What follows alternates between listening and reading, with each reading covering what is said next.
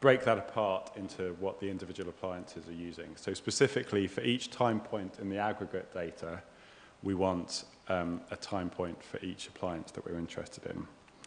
And the ultimate, well, one of those aims is to give users an itemized energy bill without having to require them to put meters on each individual appliance. So the ultimate sort of long-term goal here is to have a system where we train it on, say, 100 homes worth of data, where we have both aggregate power data from those homes and ground truth from each appliance. So we train some big magic black box on all that data, and then users can come along with just their aggregate data and squirt their aggregate data to this magic black box, and it will do its best to try and tease that apart into what each individual appliance is using. So that's the ultimate goal. This is a tiny step towards that goal. Obviously, there are companies out there who are already having a shot at this. But yes, this is an account of my work on trying to use deep neural networks to solve this problem. So a quick outline of my talk. So first of all, why? Why would we use deep neural networks for NILM? I promise it's not just because deep neural networks are achingly trendy. There are good reasons why deep neural networks might be applicable to NILM. Then we'll quickly look at how deep neural networks work, just very briefly. And then we'll dive into 3 architectures that we developed for applying deep neural networks to do energy disaggregation. And then we'll briefly look at data augmentation, and I'll explain what that is when we get there. Then we'll look at how well this thing performs against some benchmarks, and finally we'll summarize. So, okay, so why? Why should we use deep neural networks for NILM? Why bother? So, audience participation. Does anyone know what appliance this is? Anyone want to have a guess? How about now? Anyone? Just shout out. It's okay. Sorry? Rice washer. Interesting. So I haven't actually seen rice washer power data, I'm afraid to say. But yes, washing machine. Thank you. So the point here is that at the moment, a lot of NILM algorithms for kind of low frequency data, so here where we're getting data at, say, 1 hertz or once every 10 seconds, starts by throwing away all of this noise and simplifying to just kind of steady states like this. And one of the ideas behind applying deep neural networks to this is that there's an awful lot of detail in here which I believe is not noise, but these are all useful features. So here's the washing machine ramping up for its spin. These little wibbles here is the drum turning and then stopping and then turning and then stopping. And these are all highly discriminative for the washing machine. And if you train yourself as a human to do disaggregation, it's probably these sort of very rich features that you're extracting. So how would we extract these features? We could manually engineer feature extractors through all of these, but that would be tedious. So let's think about how. Oh, so it's the washing machine, yeah. So let's briefly look at how this is done in vision. So say 10 years ago, if you wanted to do image classification, say you wanted to be able to classify who this guy is. Does anyone know who this guy is? Yeah? Yeah! That's George Hart, as in like the founder of energy disaggregation. So say we wanted to build a system that would recognize George Hart. Maybe what we'd do is we'd sit down and we'd write a bit of code that found the eyes, then we'd write another bit of code that found the noses, and then nose, and then we'd write another bit of code to find the mouth, and we measure these distances, and we put those distances would then be our feature vector, and we pump that into some sort of classifier and train it to recognize George Hart. And that can work well, and especially if all your pictures are beautifully illuminated and he's always looking straight at the camera. But if you have a picture like this, where you can only see one eye, and it's a much tighter crop than the last image, then those sort of approaches just completely disintegrate. So one of the nice things about deep neural networks is that they'll automatically learn which features to extract from the data. You show them pretty much the raw data, and the network will learn, and you have to give it a lot of data and a lot of compute time to do the training. But once you've done that, if you're lucky, then they will learn which features to extract from the data for you. So here are some quick examples. So say we have a 3-layer neural network, and I'll go on to explain what these terms mean later. But say we have a 3-layer neural network that we're training to recognize faces. So the lower layer will learn to recognize these very primitive features. So basically just lines of different orientations and blobs. Then the next layer will compose these features into more abstract features. So here, kind of bits of faces. And then at the top layer, we'll compose these features into bits of faces. And it looks a bit weird. So the key point here is that the network is itself learning a hierarchy of feature detectors. And this also works for cars. So here are wheels and more wheels, and chairs as well. There we go. So how well does this perform? Well, there is, as was briefly mentioned earlier, a competition which is now quite famous called the ImageNet Large-Scale Visual Recognition Challenge, or ILSVRC. And here the task is, you're given an image like this, and your computer needs to say that's a flower and that's an elephant. But this is a particularly difficult problem because there are 1,000 different classes in this challenge, and you're given 1,000 examples per class. So there's a lot of data. And here are some results on this competition over the last few years. So these two, back in 2010 and 2011, were not using deep neural networks. And you can see it's a reasonably small change in performance. And then these guys sort of introduced deep neural networks to this competition and saw this really quite substantial decrease. And since then, all of these guys have all been using deep neural networks, and we're now at arguably the same performance as humans on this task. So here's just a quick example of outputs from this network. So here's the image from the test set, and this is the correct label. And then these 5 labels are the output from the network with its confidence. So it gets all of these right. It gets this wrong. So the correct answer here is cherry, and the network says Dalmatian, but we can forgive it for that. And likewise here. So this was really quite a significant event back in 2012 that Krivesky and Hinton really sort of showed the world that these deep neural networks trained on a lot of data can do very well on tasks like this. So bringing it back to NILM, in NILM we have a bunch of features that we might want to extract. So all those beautiful details in the washing machine power demand, but for a number of reasons it's not sensible to try and hand engineer feature detectors for each one of those appliances. So maybe we can use deep neural networks to learn to extract features from that data. So I'm just going to very quickly review how these beasts work. And luckily, they're actually quite simple. So this is the sort of fundamental unit, the artificial neuron. And it's a very simple beast. So it takes a vector of inputs. And for each input, it has a weight. And it multiplies each input by the weight and then sums those together and then passes the output from that sum through some non-linearity. Well, actually, it can be a linear activation function, but you want to use non-linear activation functions, so when you stack these on top of each other, you can compose more and more complex functions. And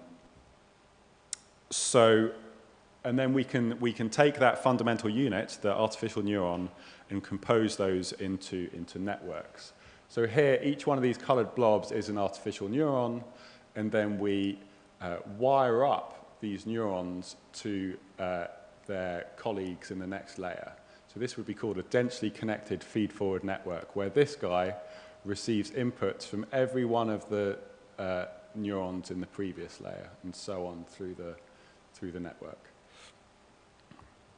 And just to briefly bring it back to that piece of work in 2012, which did so well on ImageNet. So here they have eight layers, and they start with the RGB image, and they spit out a 1,000-dimensional vector, which represents its confidence for each class. So, okay, so how do we train these things? Well, again, it's the broad idea is fairly simple. So we have an input, and we give that to our neural network. And to start with, we might just initialize all the weights randomly within some bounds. And the network will spit out an answer, and we'll just compare that output to our target for that example, and that will give us some sort of cost. And then we use that signal to modify the weights. And in particular, we want to modify the weights in a direction that means that next time we'll do better on that example. And we do that using gradient descent. So I'm just going to quickly review two other common architectures that we go on to develop for disaggregation. So there's the autoencoder, which here is shown as a feed-forward network. And the autoencoder is a bit of an odd beast. So here, what we're doing is we're giving it an input, and we want it to reconstruct that same input, which might sound completely pointless.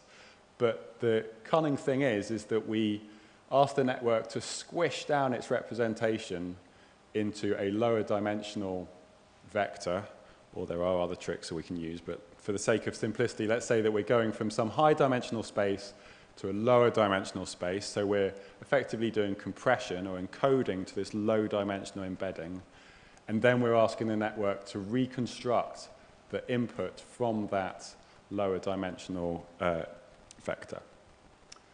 And it can do some pretty cool things. So this is, again, a very significant paper back in 2006. So Hinton, again, who's kind of considered like the godfather of deep neural nets. He's been doing it since, I think, the 70s. Is that right? Yes, let's say the 70s. So here is an autoencoder that he built. So the aim here is to take an image, squish it down to 30 dimensions, and then reconstruct the image. And here are images from the test set, and here are what it's reconstructing. So it does it's a bit blurry, but it does a reasonable job of reconstructing the image, and it does some quite interesting things. So it hasn't learned to represent glasses. So it actually performs as a glasses remover, which has relevance for NILM. And even more relevant for NILM, so this is a denoising autoencoder. So here our task is we want to go from a corrupted version of our image, and we want to reconstruct a clean version of that image. So we want to get rid of the noise and return a clean version of the input. And then finally, I just want to talk about recurrent neural networks, which are particularly applicable to time series problems. So here, we kind of start with a feed-forward network, but then we add recurrent connections. So here, at time step t, the output from each neuron in this layer becomes the input to each, or one of the inputs to each neuron in this layer at time step t+1. So in this way, there's a way for information to propagate through time through the network. But unfortunately, RNNs have this problem that they basically don't have a very long memory. So back in the late 70s, was developed this long short-term memory cell, which looks a bit weird, but it's basically a gated cell. So the intuition here is that it's a differentiable latch. And it needs to be differentiable so that we can train it with backprop. So I'll just very quickly show a bit of this video. So this is slime volleyball. Oops.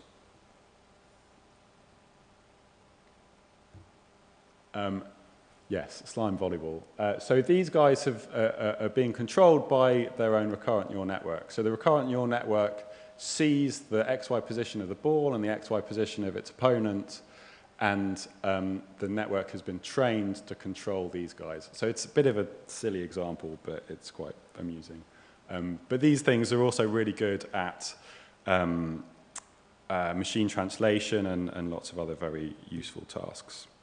So let me move on to discuss how we apply these neural networks to NILM. Let me just fiddle around a bit. So what we want to do is, so we start off with our friendly recurrent neural network, as we remember before. And what we're going to show it is the aggregate power signal, and we want it to spit out the power signal for our target appliance. So here is an aggregate power signal, and at each time step it only sees a single number, and then at each time step it spits out a single number which represents the power demand for the target appliance.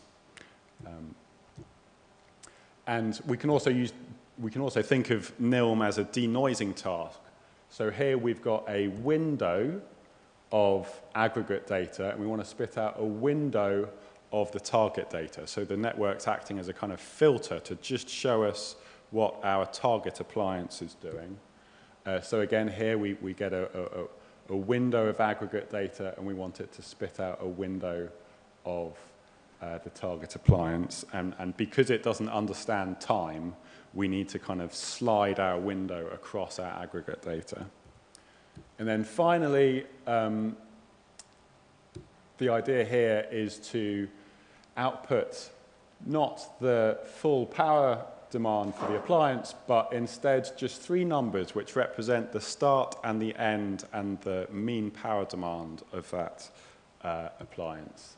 So here, again, we put in the aggregate, and what we want the network to do is just spit out the numbers which define this rectangle. So we're just trying to show where the appliance is. So we need lots of data to train these things. And in Vision, there's this trick of taking your raw data. So this is on a task where we're trying to classify Plakton. And we take our raw data, and we duplicate that raw data, and then we apply some sort of transformation. So this is an example of some augmented data. So here they rotate, they slightly stretch, and all this sort of thing. So in this way, you kind of cheat and artificially enlarge your training data set by applying realistic transformations to your training data. And this can also be thought of as a way of giving your network some prior information about the domain that you're trying to tackle. So in NILM, we're very lucky because we can effectively generate an almost infinite amount of synthetic aggregate data by randomly combining real appliance data. So here we take an activation of a fridge and an activation of a kettle, and we just randomly align them. I'll just skip over this in the interest of time. So how does this work? Right, so what we see here is real aggregate data from my house for a period where the kettle's on, the washing machine, and the fridge. This is the ground truth for the appliance. And this is what the recurrent neural network spat out. So it does quite well for the kettle. It doesn't do too well for the washing machine and fridge. The Denoising Autoencoder does a lot better. So it's able to really reconstruct a lot of the washing machine whilst ignoring some of these other things going on that are other appliances turning on. And then finally, this rectangles thing, which again does a pretty good job. And there's just all of them together. So the important thing, of course, is metrics, and we've got a whole bunch of metrics, but maybe we should just focus on the F1. So here, this is just on appliances that saw during training, but different time windows to what it saw during training. And we compared it against combinational optimization and factorial hidden Markov model. And all 3 of the neural networks always do better than the 2, or almost always do better than the 2 benchmarks. And I think they always do better in this, which is where we're showing it unseen appliances. So this is from a house that it hasn't seen during training. And onto the last slide, summary. So we developed these 3 neural network architectures for energy disaggregation. And they perform better than these 2 benchmark algorithms although so far we've only tested it on the UK Dell dataset. The code and the data is available, but one really important thing to note is we've only really just scratched the surface here. So as I'm sure you know, the deep learning community are very busy doing amazing work in vision and automatic speech recognition and a whole bunch of other domains. And there's an awful lot of stuff from those domains that we can just steal and apply to NILM. So there's many lifetimes worth of stuff to do here if you want to. And that's it. Thank you.